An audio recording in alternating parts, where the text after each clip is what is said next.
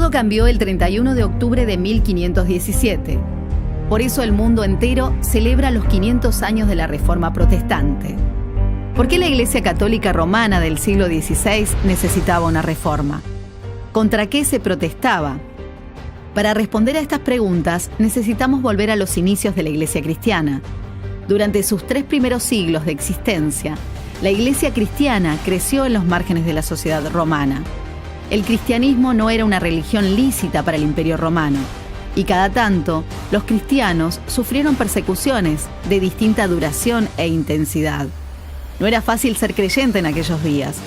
Las personas que se sumaban a la Iglesia tenían una verdadera experiencia de fe y un compromiso firme con el Señor. Pero la situación dio un giro drástico cuando en el 313 el emperador romano Constantino legaliza la fe cristiana y le concede muchos beneficios. Lo que para la Iglesia de aquel tiempo pareció ser la mejor de las noticias, pronto tendría consecuencias inesperadas.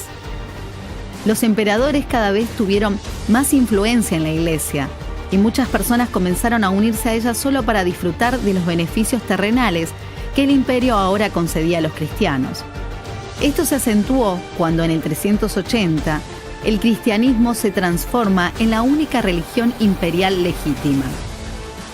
Dicho de otro modo, a partir de fines del siglo IV, todas las personas nacidas bajo el Imperio Romano eran consideradas cristianas, sin importar si tenían una real experiencia de fe en Jesús o no.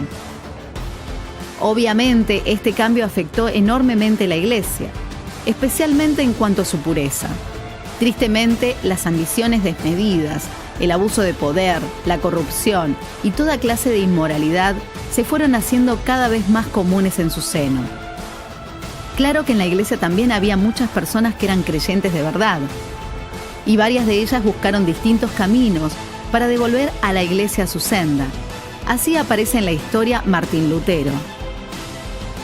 Lutero era un monje alemán que estaba bastante frustrado con lo que venía sucediendo en la Iglesia.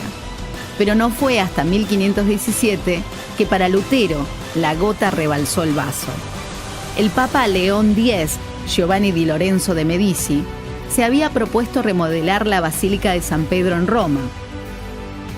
Su majestuoso proyecto era carísimo y pronto necesitó más dinero. Para recaudarlo tuvo una idea: vender indulgencias. ¿Qué eran las indulgencias?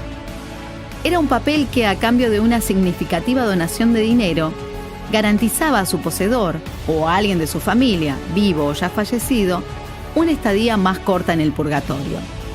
¿Y qué mejor momento para salir a vender indulgencias que cuando se aproximaba el Día de los Muertos? Fue así que a fines de octubre los vendedores de indulgencias llegaron a Wittenberg, una localidad alemana donde Lutero vivía y trabajaba como profesor de teología. La indignación de Lutero fue tal que desafió a los representantes de la Iglesia a un debate. Los puntos a debatir eran 95. Lutero los clavó en la puerta de la Iglesia del Palacio el 31 de octubre de 1517, hace 500 años. A estos puntos se los suele llamar las 95 tesis de Lutero. A partir de este momento, el cristianismo en Occidente no volvería a ser el mismo. Un flamante invento, la imprenta, facilitó la rápida distribución y circulación de los escritos de Lutero por toda Europa, y pronto miles de personas se sumaron a este movimiento. Así se originó la Iglesia luterana, y luego nacieron otras iglesias protestantes y evangélicas. Si bien existen diferencias entre estas distintas iglesias, todas coinciden en sostener 5 puntos que propuso Lutero, también conocido como las 5 solas. Solo la Escritura es la suprema autoridad en materia de fe y práctica. Solo por medio de la fe Dios nos salva y no por medio de las obras. Solo por la gracia de Dios viene la salvación. Es un favor inmerecido.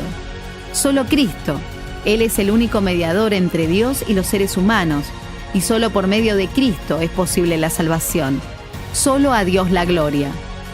Al cumplirse los 500 años de la Reforma Protestante, las iglesias evangélicas recordamos a los que nos precedieron, honramos su memoria, pero damos la gloria solo a Dios.